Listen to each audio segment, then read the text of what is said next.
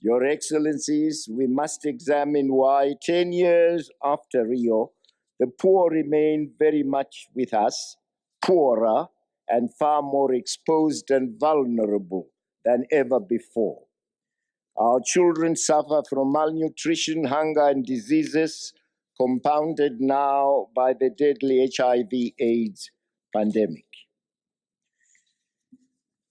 The betrayal of the collective agenda we set ourselves at Rio is a compelling manifestation of bad global governance, lack of real political will by the North, and a total absence of a just rule of law in international affairs. But they would want, indeed, ours is an agrarian economy, an imperative that renders the issue of access to land paramount. In our situation, Mr. President, this fundamental question has pitted the black majority, who are the right holders and therefore primary stakeholders to our land, against an obdurate and internationally well-connected racial minority, largely of British descent, and brought in and sustained by British colonialism, now being supported and manipulated by the Blair government. We have said, even as we acquire our land, we shall not deprive the white farmers of land completely. Every one of them is entitled to at least one farm, but they would want to continue to have more than one farm. More than one farm indeed. 15, 20, 35 farms, one person. These are not figures I am just getting out of my mind. They are real figures. So no farmer is being left without land. Let no one who is negative want to spoil what we are doing for ourselves in order to unite Africa. We belong to this continent. We don't mind having and bearing sanctions banning us from Europe. We are not Europeans. We have not asked for any inch of Europe or any square inch of that territory. So, Blair, keep your England and let me keep my Zimbabwe. Hello, family, and welcome to African Esquire TV. I am your host, Tony Cherie. If you haven't already, please subscribe to AfricanEsquireTV.com. We're trying to build an independent Black social media platform, so please support. That is where I will post my videos before I post them to YouTube. And that's where I will also post other information, things that I come across that I want to share with everyone. So if you haven't heard already, Robert Mugabe, the former president of Zimbabwe, has passed at the age of 95. President Mugabe has been sick for a while, so a lot of us were kind of expecting for him to pass. But it still hits home because he really was the last of the Pan-Africanists from the colonial era. He was the last holdout as far as people who were really going to be adverse to Western interests. And because of that, a lot of people are mourning. So the reason why Robert Mugabe is so significant to the African experience, the Pan-African experience, is because he was one of the few African leaders who was willing to do things that would make him an enemy of the United States, an enemy of Western Europe, an enemy of other types of powers that meant to take and exploit African countries. So what would make you an enemy to the U.S. or an enemy to Europe? Well, Mugabe, as similar to what's going on in South Africa, where you had whites who owned the lands, Zimbabwe was the same way. However, when Mugabe got power, he eventually seized the lands from the white owners, and the purpose was because this should be owned by Black people, people who are native to Zimbabwe, not people who descend from the colonizers who took the land from us. Now, that is something that if you do as any type of leader, you're going to become an enemy of the U.S. You're going to become an enemy of Western society. And the reason is, if you think about how Western society is able to function. They function on the acquisition of land that is not their own. So the precedent that you're going to take this back, what does that mean for a country like the US that literally sits on the land that belonged to Native Americans? What does that mean for a land like the US that has annexed territories like Alaska, Hawaii, Philippines, Puerto Rico, the Virgin Islands? These are territories that they annexed and said, we're just going to take them and we're going to impose or rule on you. What does that mean when you're saying we're taking land back to a power like that? What does it mean to Western societies in general that are so based on the principle of private property? And yeah, you might say, it's private property, but if you took this land from the Africans to begin with, how should they be able to keep that land from the people who were originally on the land? Shouldn't they be able to regain it? And they would say, no, once we take it, it's ours. That's the Western mindset. That's the Western mentality. So when you had an African leader who was so daring to say, hey, these Europeans who own land in Zimbabwe, we're going to take that land back and we're going to give it to Black people. That is something that will make you the biggest enemy of every single Western society. And this in spite of the fact that there are people who Western societies will be allies with who do way worse things, who have committed mass genocides, who have done horrible things. Yet they are still in the good graces of the U.S. and they're still in the good graces of Europe. And that's an important thing to point out, because a lot of times whenever these powers say, oh, we're against Robert Mugabe, we're against them, they'll say, well, we're against them because of human rights abuses. We're not just against them, for taking land from white people. Well, you say, well, who else are you allied with who has human rights abuses? Because if you look at who are the allies of the United States, who are the allies of Europe, there are plenty of allies who have committed horrible, egregious human rights catastrophes. Whether you want to go to Paul Kagame inside of Rwanda, things that he has done, yet he is a very close ally to the United States. Whether you want to go to Israel, what they have done to the Palestinians, and they are an extremely, extremely close ally to the United States, so much that the United States will do whatever they need to do to defend Israel. Look at Saudi Arabia. They have so many human rights catastrophes, yet they are still a very close ally to the United States. There's a whole list you could go through of countries that have done horrible things, that are still doing horrible things, that are killing people, and yet these people are still considered allies to the U.S., allies to Europe. Yet this one country, Zimbabwe, and it's not to say that Mugabe hasn't committed human rights catastrophes. He certainly has, and I'm not here to pretend that he's perfect, all because he has done good. But this one country, Zimbabwe, commits one of the unforgivable things. They kicked white people off the land that white people seized from the Africans. Now, despite of the fact that his human rights record, while it's still horrible, it's nothing close to some of these other people that you're allies with. Because of that one thing that he did, they're going to create this sentiment that this guy is dangerous, this guy is public enemy number one, similar to Gaddafi. Gaddafi really didn't do anything to become this hated figure inside of the foreign policy realm. He really did nothing except for speak against the United States and do things that would go against the interest of the United States. And because of that, he was deemed to be a terrorist. He was deemed to be a dictator. He was given all of these horrible titles just because he dared to stand against Western interests. He was a threat to the French. He was a threat to white supremacy, global white supremacy. Because of that, he had to be executed by the governments who conspired to kill him.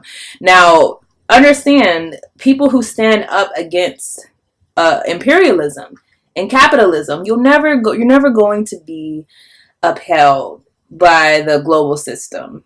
And a good example, Fidel Castro. Fidel Castro, you can't tell me has done anything horrible compared to things that U.S. presidents have done, yet they completely created this image around him that he was this evil monster, just because he was against private property, just because he was against capitalism and he was a socialist. So these are things that the media does. They create this image of people because the people have beliefs that would hurt the power holders had those beliefs been spread throughout the world. Because if the whole world practiced things that that Robert Mugabe was doing, that Gaddafi was doing, that Fidel Castro was doing, if the whole world was doing these things, then that would completely rid the West of its power hold over the global system.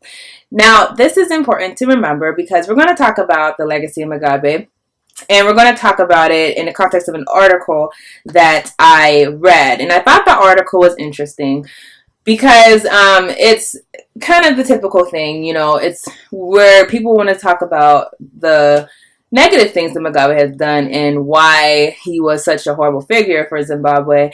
And I thought it was interesting because this article is basically like a letter to the Zimbabwe current president, kind of encouraging him, hey, do better than Mugabe, forgetting the fact that this guy has already set himself up to be an imperialist puppet and has already committed human rights catastrophes. I love that the author kind of like ignores the fact that the current president of Zimbabwe, Emerson Mnangagwa, has committed horrible catastrophes, but she's going to forget about that and just talk about Mugabe. Because what did Mugabe do? Again, he demanded that whites give back what they took. Anytime you do that, you're going to be put inside of a different light than any other person. They're going to forget the other guy's human rights catastrophes, but they're going to look at yours and they're going to make that the story of your legacy. So this is an article on The Guardian, and I usually don't like reading The Guardian, so I'm not even going to post the link in the description because they post so many things that I don't like. But for the point of actually discussing this subject, because this is not the only people who are talking like this. A lot of people are basically praising the current president of Zimbabwe like he is sinless and demonizing Mugabe. For that point, I think it's a really good article to respond to. So if you do wish to look it up, it's by Patina Gapa. The article's title is Mugabe's Death Can Be the Start of Zimbabwe's Healing Process. Now, just the title itself is very funny because I guess the current writer is going to ignore the fact that Zimbabwe today is actually doing horribly compared to when Mugabe was president just a couple years ago. And the reason is they're going through these horrible crises with inflation. And yet, she's not even acknowledging the current crisis. She's just talking about what she thinks the current president should do to correct Mugabe's mistakes. And the fact is, what about all these new things that have occurred since Mugabe has been out of the presidency? Are we not going to discuss those? So that kind of puts you right there knowing, what the intent is of this writer. And the writer, I did look her up. She is Zimbabwean. She's based in Belgium, but she is Zimbabwean. And that's another point I want to make, is that a lot of African people hold the same sentiments that our oppressors hold. What I mean by that is they hold these sentiments that it is wrong for Africans to take back what was taken from them. It is wrong for us to try to be free from, the Western capitalist system. It's wrong for us to do these things. We have to be subservient to the Western capitalist system, because anytime you're telling Africans to compete inside of Western capitalism, you're telling them to be subservient. We have never, ever been able to compete with the Western giants in the system that they created for themselves. So this is the type of sentiments that this writer is letting out, and I thought it was very interesting that she is Zimbabwean, yet she still wants to take this narrative of Mugabe. Now, we're going to skim through the article, but I'm going to start in the beginning. Zimbabwe's founding leader, Robert Mugabe, has died. The widespread reaction to his death has revealed starkly the divided legacy he leaves behind. From one viewpoint, he is Zimbabwe's founding father, the man who led his comrades through an armed struggle for the liberation of Zimbabwe's black majority from a Rhodesian white minority rule. His achievements in those early heady years of independence was exemplary, with emphasis on health, education, and women's empowerment, thus opening up possibilities to many Zimbabweans, particularly the royal poor, who were shut out from Rhodesia's opportunities. From another viewpoint, he is the hero who became a villain. His 37-year rule characterized by massive human rights abuses. So again, human rights is kind of like a code word to say we're going to cast someone in a certain light. And let me say, I'm not excusing his human rights abuses because to me, they really are horrible, and they really are like genocide and things like that he's committed on small scales, but still smaller scales than other people, but still it's horrible whenever people can do these things. But we're going to talk about what should have happened to prevent that type of situation anyways. So she says from the Gukuri massacres and persecutions of supporters of the rival Zapu party of Joshua Nkomo just after independence, to the persecution of perceived enemies both in the opposition and within his own party whom he considered threats to power. Even the land reform program, much admired across Africa for restoring the rights to its rightful owners, was implemented amidst chaos and violence. So Mugabe was like a lot of people in that he got into power, on a basis of being a freedom fighter. Once he got into power, he did not transfer power. He did not set up, to me, a government that would succeed him in actually putting people into power who are actually going to do right by the people. And that's very concerning, because a lot of times what you see is there's someone who has all the great ideas, all the great plans for the country. And this is something that you see also, for example, like in black organizations in the United States. You'll see someone who has this great vision and great, enthusiasm for what he wants to do or she wants to do. They get into power, but they're not setting up for when they're not in power. Instead, they're basically having the country set on a system that's only going to survive on them. So he should never have been president, for decades, but he was, because the country was not built or ready to be built to actually have someone else step in, someone else with a similar vision, which is why it's important to make sure that whenever we get power, whenever we seize power back from imperialists, from colonists, we have to be constantly teaching, constantly raising people who are going to step in our shoes. We have to be doing it like we don't know when we're going to be taken out. Because the fact is, he could have been taken out decades ago. The West, again, he's an enemy of the West. So the fact that he instead held power for so long, and there was really no plan for a follow-up, because what you find out is that his plan for a follow-up was his wife. And his wife was not someone who the people wanted to rule. She's not someone who had like this great ideological platform. Instead, she was just his wife, and she was a lot younger than him. I believe she was in her 50s and he was in his 90s. So that was his follow-up plan. That's a really big criticism that we have to have of liberation movements. How many times have you seen a movement die because the person who was in power did not prepare the next generation? Think about what happened with Malcolm. He had the Organization of Afro-American Unity, and Malcolm, I would say, is different in that, he was just starting an organization, and I'm sure had he had time, he would have been able to have a follow-up, but they took him out before he was able to have time. But once he died, that organization died with him. Once Dr. King died, his vision of taking back Washington, D.C. and having this big Poor People's March, the Poor People's March still happened, but it was nothing to the scale of what he wanted to happen. Huey Newton, once he was taken out of the Black Panthers just died out. All of these things happen continually inside of not just African liberation movements, but in Black African liberation movements in the United States. So this is something we have to learn from. We have to constantly be preparing for the fact that, number one, you don't know if you might get taken out for any type of reason, but even if that's not the case, you don't know what the landscape would be if you can't serve. What if you just can no longer serve in that position? What is going to happen to the power of the organization? Is the organization going to die out and is the dreams that you had going to die with you? Or were you constantly training someone to take your place whenever you left? And that's something that is one criticism. And one thing I think we should learn from Mugabe is that he instead had a country that was based on him and not based on the visions and the ideals that he had. Now, the other thing I will say is that we should be critical of democracy, the idea of democracy, but we should also be very critical of the idea of totalitarian leadership. The issue is we have to have people, a community of people who are very well versed in the political realities, the threats that capitalism does pose to African people, who are able to construct an ideal for that society, and not have just individuals who are going to come in and rule and create a strong arm type of government where there's not any other people who are able to have political authority inside of that government.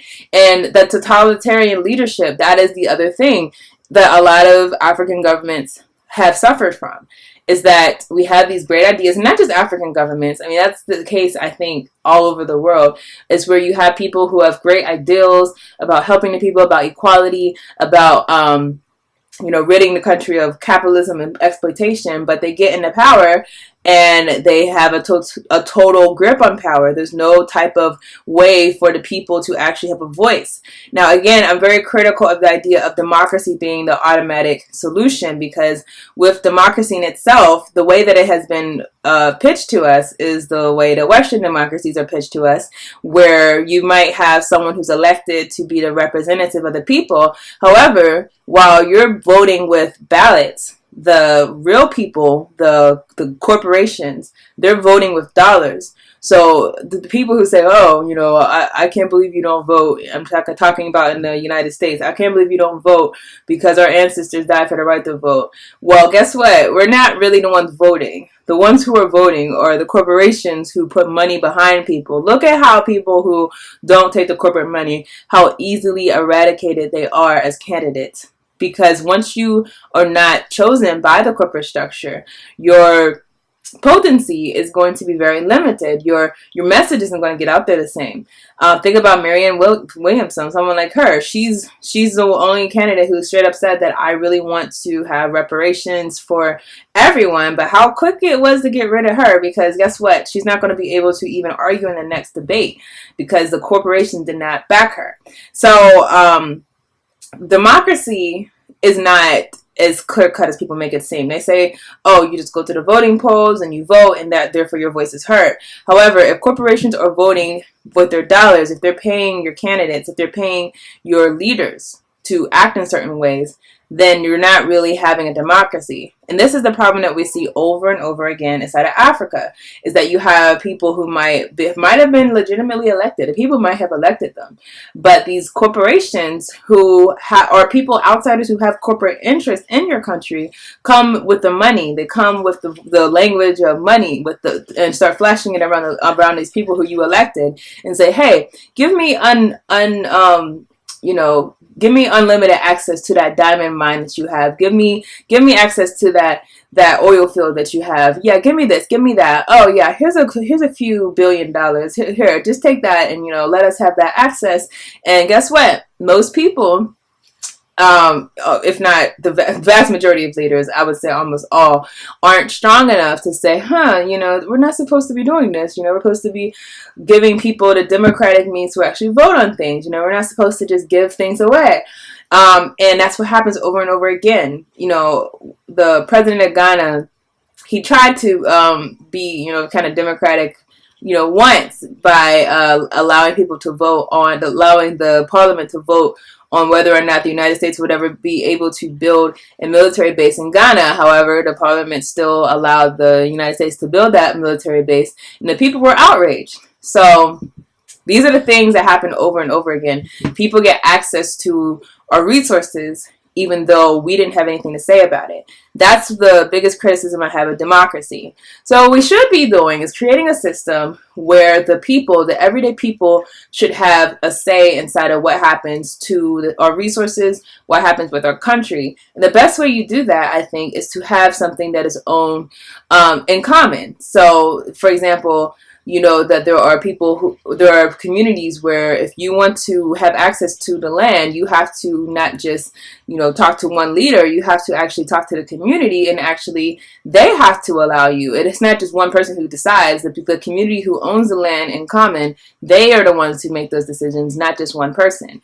Doing that one thing, having that one thing put into government has eliminated so much corruption inside of so many countries.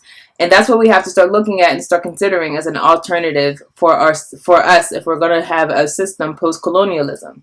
So, all right, so let's scroll down. Okay, so the reform, talking about the land reform, and the land reform again is when Mugabe had the land seized from the white farmers and given back to Zimbabweans. This reform was meant to empower Zimbabweans, but it was also isolated. It also isolated the country and impoverished the very people it meant to support. Now, it says swift sanctions soon followed from the West that together with Mugabe's own inconsistent economic policies and widespread corruption in his government, plunged the government into an almost permanent recession for nearly 2 decades. So, 2 things with the seizing of lands from the white farmers. One, yes, it wasn't done properly because, again, we have to always be thinking and building to make sure that we are prepared for these steps that we want to take. So it was great to seize the land. However, unfortunately, there weren't black people who were trained to work the lands when they took them from the white corporations. So if you're going to, let's say this particular land is specifically there to raise crops. If you're not training people to step in and actually raise the same crops, and instead you're just taking the land from the whites, and then you have this whole crop industry that's left being vulnerable because no one's there to actually raise these crops. No one who has been trained to have the knowledge of the crops has been left to actually teach the people. Then you have a situation where this whole industry has failed. And that's basically what happened in Zimbabwe. As I said, though, also there were sanctions from the U.S., and that is always going to be the case. And this is why we have to have not just independent countries that are doing things that are for us. We have to also have an independent Africa. Because in the case of Zimbabwe, yeah, you have one leader who was radical enough to take the resources back from the same colonizers who took the land from the people to begin with. Let's remember, this is originally the land that belonged to the people. And this one leader who was willing to do it, he was doing it by himself. Who else was backing him up?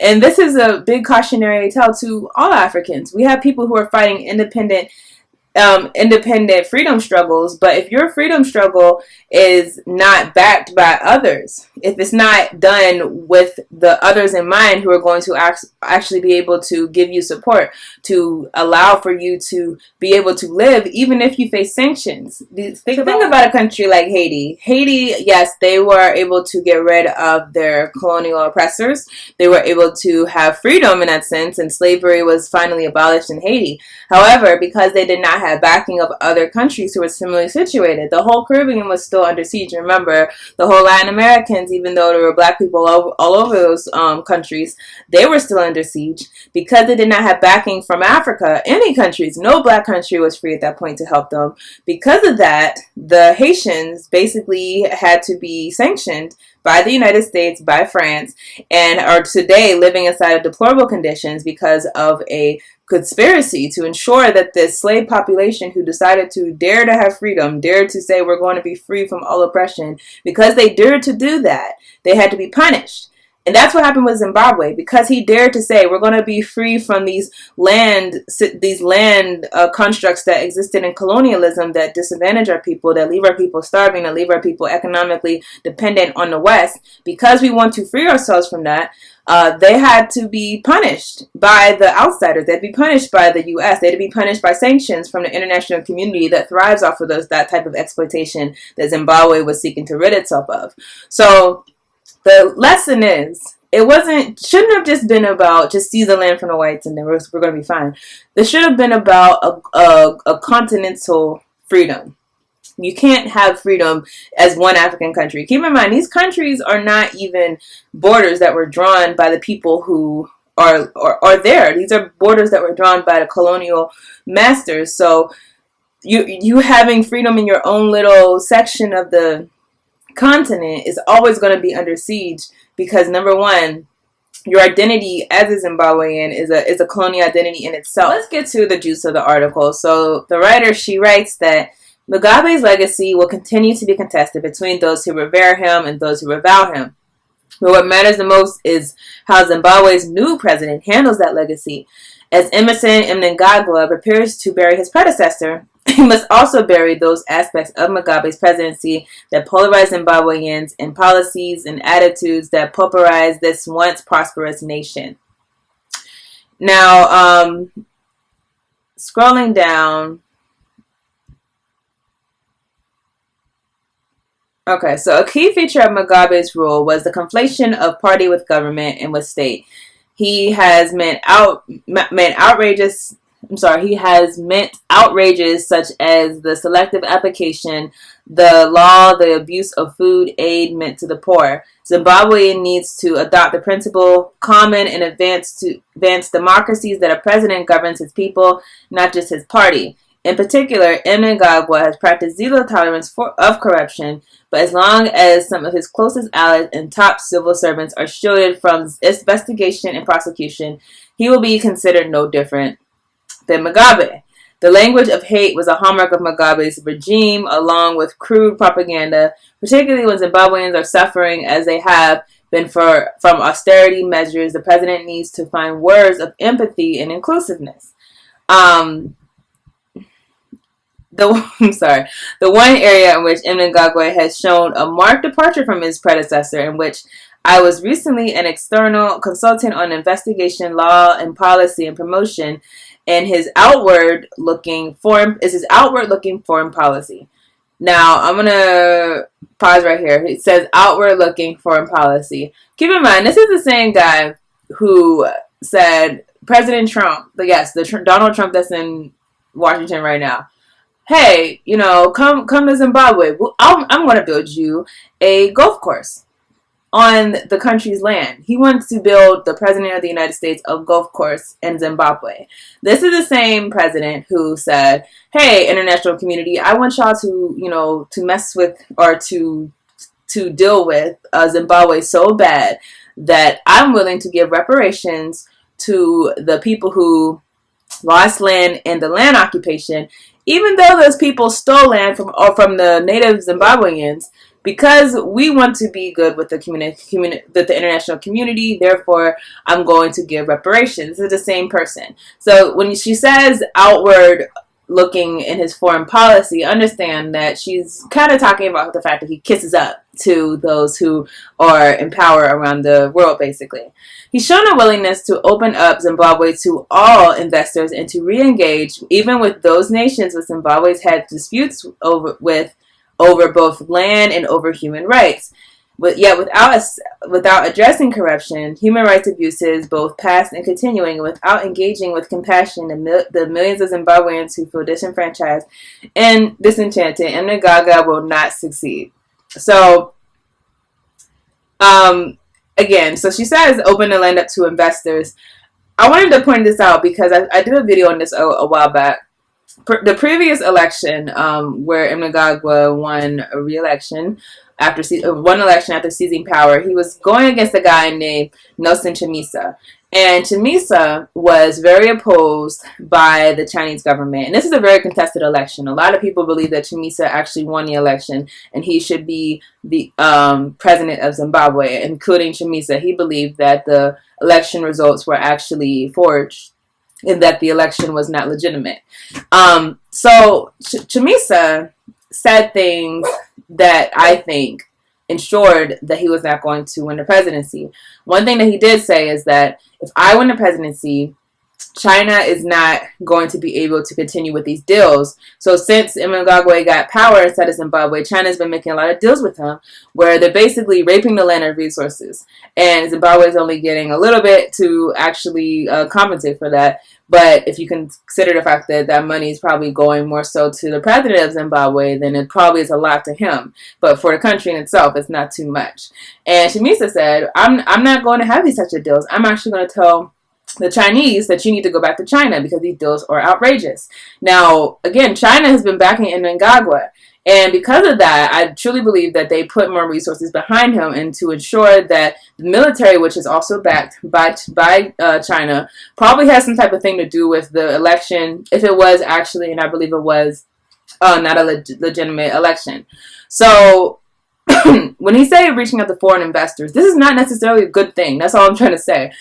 These foreign investments, these investments from outsiders are not necessarily good for the country. And I would say 9 times out of 10, it's never good for the country because these things all come with the condition that you're giving other people power over your destiny, giving other people power over your resources. The one thing that you should have and cling to and feel like is going to get you some type of advancement inside of the international community is the same thing that's being used to exploit you.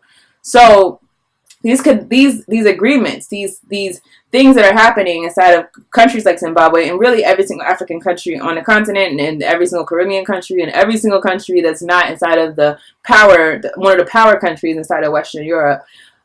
These types of agreements that are happening are agreements that are basically for the benefit of the person who is taking the resources, not for the benefit of the person receiving.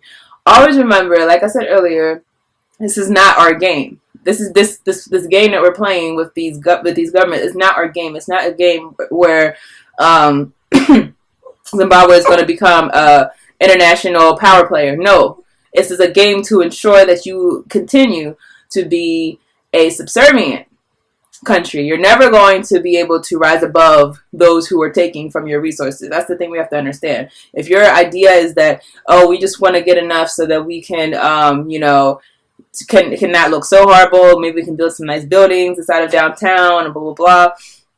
You're never going to look better than the people who are taking from you. And for the common people, they're always going to be way worse off inside of a situation when the government's being exploited because they are getting even less from their own resources, even less from the things that should be able to supply for their needs. So this is the situation that's happening. And when she says, oh, he's outward thinking, this is the type of thinking that we have to challenge as African people. Why is it good to look outwards whenever our resources are inwards? Why is it good to go outside and try to get someone to help whenever we have more wealth just inside of the land, inside of our continent, on the inside?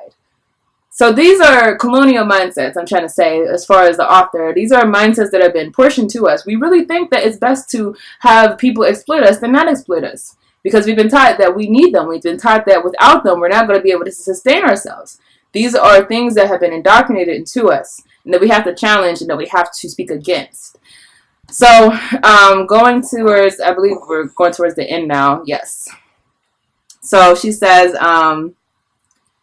The president recently launched Vision 2030, an economic program that aims to see Zimbabwe become an upper middle income economy by 2030. Significantly, this program will end after his own term in office if he actually leaves the office, even if he runs again in 2023. If he is to succeed where Mugabe failed, Mnangagwa needs a vision that goes well beyond 2030. The choice before him is clear. Can Zimbabwe second Mugabe with the same can he be the Zimbabwe second Mugabe with the same attitudes and policies, leading his country further down the path to isolation, internal division, and economic misery? Or can he be the president who heals Zimbabwe and puts it back on the path to prosperity and anchors it in a real democracy, who guarantees the rights and freedoms of those who disagree with him, and who wins the grudging respect of his bitterest opponents? As Mugabe buries Mugabe, he needs to look beyond the short-term temptations of power and instead focus on how history will remember him. So again, as I said, our author really ignores the current, atmosphere in Zimbabwe, because the current atmosphere in Zimbabwe is not an optimistic one at all. You have people who are like, yeah, we need to have Mugabe back, before he died, obviously, but who originally were like, oh yeah, they were so happy when Mugabe was no longer in power, and then he wasn't in power, and they're like, oh crap, this is actually worse than what it was whenever he was in power. So the current atmosphere is way worse than when Mugabe was in power. But the other thing is that she says, he has to correct himself by not leading the country down a path of isolation. Now, the idea that Zimbabwe being isolated was something that was, Zimbabwe's fault. It was a horrible attribute. Keep in mind, I don't think there's any type of real, I don't think you're going to find anything that Zimbabwe ever said we wanted to be isolated from each other, from the world. Instead, what you've seen is that Western countries isolated themselves from Zimbabwe and ensured that Zimbabwe is going to pay for the unforgivable sin that they committed by taking land back for their own use. So the idea that isolation has to be, no longer being isolated has to be the number one thing. What cost is that going to come at?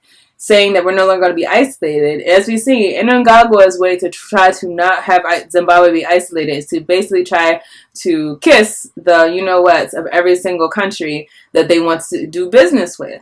Again, giving reparations to the people who exploited you to begin with. Could you imagine, could you ever imagine, the Jewish community giving reparations to the Germans for taking back, something that was taken from them and during the Holocaust? No, it'd be asinine. No, it'd be crazy. Here we are today, and the Zimbabwe president feels justified in trying to do this, all because he wants to be in the good graces of the international community, and because he doesn't want Zimbabwe to be isolated. So I'm saying that to say we have to really make sure that we are careful about what we want. Is it that we want Zimbabwe not to be isolated by Zimbabwe going out and doing things that are going to be in the good graces of the West? Or do we want Zimbabwe to not be isolated because we want other countries to be free from neo-colonial policies? That should be the freedom that we want. Is freedom for not just, Zimbabweans, but the South Africans who are overwhelmingly, that blacks are pushed onto these lands that are disgusting, these horrible, portioned to these horrible crammed ghettos, while the white minority, who's about 8% of the population, owns about 90% of the land. That should not be the situation. So it shouldn't be that Zimbabwe is isolated because they're not dealing with the West. They're isolated because they're not free, because Africa's not free, because all of Africa's not free, because you still have colonial taxes going on inside of former French Francophone countries. You still have all of these types of exploitation. You still have military bases from the US or from the UK and from other Western European countries all over Africa. This is why Zimbabwe was isolated. So the isolation that we have to eradicate is the isolation of being put into a place where every single country on the continent is colonized still. Even though they're not colonized, in fact, neocolonialism is colonialism because it still achieves the same ends that colonialism achieved. So, also in the fact that she says, put Zimbabwe back on the path to prosperity and anchors in real democracy, that was just a questionable statement to me because, number one, when you say put Zimbabwe back on the path to democracy, when are you talking about? It's kind of like when you hear Trump supporters talk about, we want to make America great again. Okay, when was America great? Well, if Zimbabwe was on the path to prosperity, when was it past post-colonialism? And I'm hoping that the author is not referring to colonized Zimbabwe, because Zimbabwe under Mugabe, it seems this is not what she's talking about. So that's really all I want to talk about with the article, and really all I wanted to get at this video is that we have to be very careful with the way that we frame things, with the way that we frame our leaders, the way that we frame people who fought for us. Again, Mugabe was not perfect. However, he was a freedom fighter, and he did do things that did benefit a lot of people. And we also have to keep perspective, how do we correct his mistakes? How do we make sure that we don't fall into the same mistakes again? At the same time, as far as us, particularly us who are outside of Africa and who have been given these Western educations, the way that we view the sanctity, or the salvation rather, of our future should not be in terms of Western constructs, such as, we just need to be, a freer democracy. We just need to have outside investment. We just have to, have relationships with these people who are sanctioning us. This should not be the way that we see freedom. This should not be the way that we see liberation. Liberation has to be from within Africa before it's from outside of Africa. That has to be number one. So that's something that we have to start calling out, is when you have these people come out with their Western education to say, oh, you know, Africa is not doing good because they have to trade more with Europe. No, no, no. Forget the trade. Africa needs to be free. Africa has to be redeemed. Africa needs to control their own resources. That is really the reason why the continent is so tore up, is because other people want their resources and other people possess them, even though they're still inside of the continent. They're not being controlled by those in the continent. They're being controlled by those outside of the continent. So these are the things that we have to challenge whenever we hear people who look like us saying these things, saying that, oh, we need outside investment. Oh, we need to make sure we have these relationships with these powers. Oh, human rights. Yeah, human rights. Although you're not going to talk about the human rights of every other country. You're not going to talk about the fact that the biggest people who always shout human rights, the United States, has the largest prison industrial complex inside of the world, and are taking the rights of their citizens who are put into these prisons, a lot of them wrongfully. Like, we're not going to talk about the human rights of France, who is taking the colonial, is imposing a colonial currency on side of former Francophone countries that ensures that they have, I believe, about 60% of those countries' money inside of their reserve, and they don't give those people control over their own money. We're not going to talk about their foreign policy. We're not going to talk about the UK and Britain, who worked to depose rightfully empowered leader Gaddafi, and did so by force. We're not going to talk about these things because these things are not going to fit the narrative that we have to create around human rights, around these types of things. So let's understand the agenda, wake up to the agenda, and make sure that we're calling these things out and that we're actually learning from these mistakes that so many of us repeat over and over again, and make sure that we're improving ourselves, because ultimately Mugabe was the last of the Pan-Africanists from the colonial era, but we have to have a second go at a Pan-Africanist movement. We have to have a second phase where we're not just focused on the status of colonialism, meaning, oh, well, I'm not independent from Britain. We're actually focused on the reality of colonialism, that is that we don't control our resources. That has to be the next phase. So that's all I have. I do want to say rest in peace to Robert Mugabe, who, again, has done a lot for his people and was a fierce advocate for liberation. And anytime we have a freedom fighter, we have to make sure that we celebrate their life and also remember the great things that they've done and remember their great legacies. So that's all I have for you guys. I will see you guys in another video.